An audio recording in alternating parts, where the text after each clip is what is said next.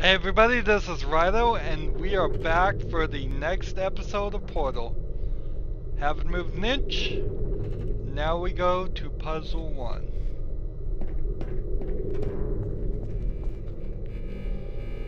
Zero 1. Nothing's blacked in, so in theory there will be no elements.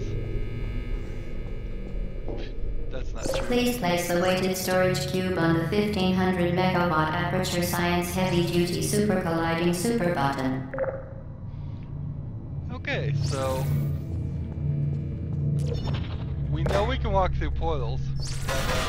Now this puzzle is really just teaching us that if the portals can only connect to two places at once, there can only be one orange and one blue, and they can move around. The orange can be in a different place.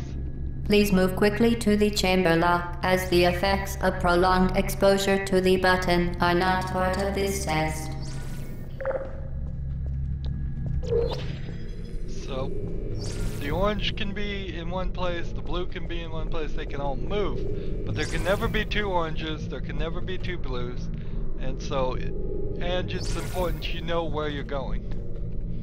So we went over here and picked up a cube, and then we walked back through the portal to this middle room, and then we walked through the portal when it changed to this button, and put down the cube, and now we're waiting for it to change so it's over there, so we can walk through to this room.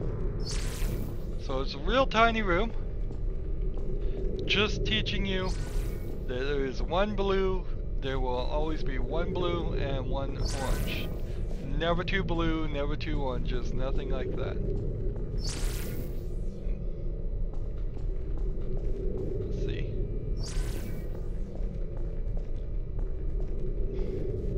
If I stand right here, I can see myself. And I can see myself. Anywho. Wow. And boy was I right about saying these episodes were going to be short. And again, I was right about saying I can't really slow down and show how do the puzzles like I first did them when I didn't know the answers so clearly. This is interesting. Once I walked through the door, the system turned off. So now you get a rare look at an orange portal that's not connected to anything. It's probably not that rare of a look, but it turned off. As soon as I walked through the door, you can't walk backwards. So how is this game going in 2015 as a whole? It's going fine, but you probably would have wanted to have, particularly on these early puzzles, probably should have done several of them in the first episode, but I'm just going to keep everything short and sweet, give everybody the opportunity. If they only have 15 minutes or so to watch an episode, they can watch it all the way through.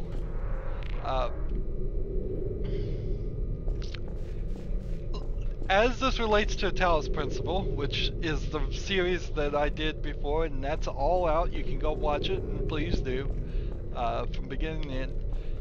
As it relates to the start of the game, the Talos Principle, I will give it props for having better graphics. Of course it's going to have better graphics. It is a 2015 game, this is a 2007 game. So, better detail, better graphics. I've already done things to get the graphics as good as possible on this, so it's not like it's really going to get better.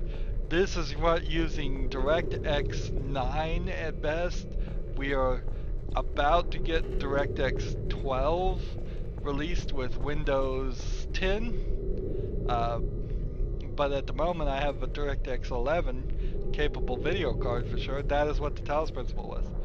Now, the storyline on the Talos Principle,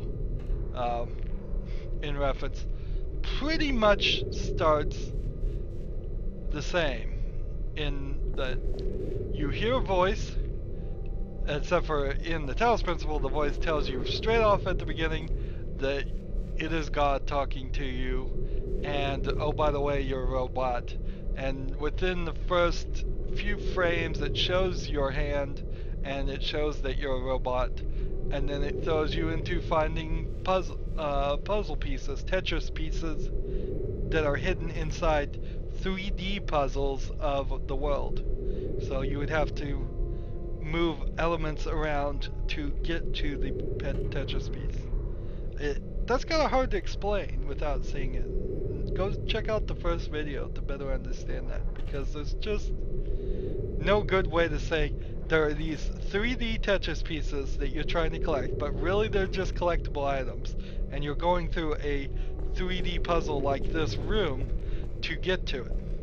Very similar, you would have a puzzle like this. Of course, in the Talos Principle, you're not in a building and in a laboratory doing experiments. You are in what is very quickly shown to you as a virtual reality that is decorated like in an Athenian garden or ruins of just Athenian Greek statues everywhere. Looks very nice, and there are like hedges and fences that block your way. But one of the major problems with the Talos Principle is it tells you what the story is going to be about within the first 20 minutes at least, if not within the first 2 minutes. And it really doesn't deviate. It really doesn't surprise. Is it a spoiler to say there really aren't any spoilers? Possibly, but there really aren't that many spoilers in the game that I saw of the Talos Principle. So, I think Portal wins it on story so far. This is at least a little bit more interesting. I'm more intrigued about what's going on. I hope you're intrigued about what's going on. There's a interesting mechanic with portals. This is the very first game that has had a 3D representation of going through portals as a major mechanic. I'm sure there were plenty of other games where you would walk through a portal, but often those were just to hide loading screens. And instead of hiding loading screens through portals, now it's hiding loading screens through elevators, which happens a lot in a lot of games. So I've drugged this out as much as I can. That's 2 puzzles down. They are super short at the beginning. They will get longer. Don't think for a second that you're gonna go watch that every single puzzle is gonna be this easy. No, this is just, they are very literally trying to teach you one concept and make you prove you understand one concept. They were very afraid, since nobody had made a game like this before. They were very afraid that people would get in this game and have no idea how things work and how things go on. I think they were proven wrong very quickly. I don't think anybody had any trouble figuring it out. But they could have. I could certainly see people just going, I don't understand. I can see through this mirror thing, but I can't walk through it. They might have done a little bit better if they had something else go through the portal first at the very beginning. That way you just had an absolute understanding that you can walk through it. Otherwise, people might stay in that room and never try and walk through the portal, thinking it's just a mirror or a viewer or a TV or something. So they were very afraid of that, and that's why these puzzles are like this. We go through an emancipation grid here, which destroys anything we might have extra. What is this?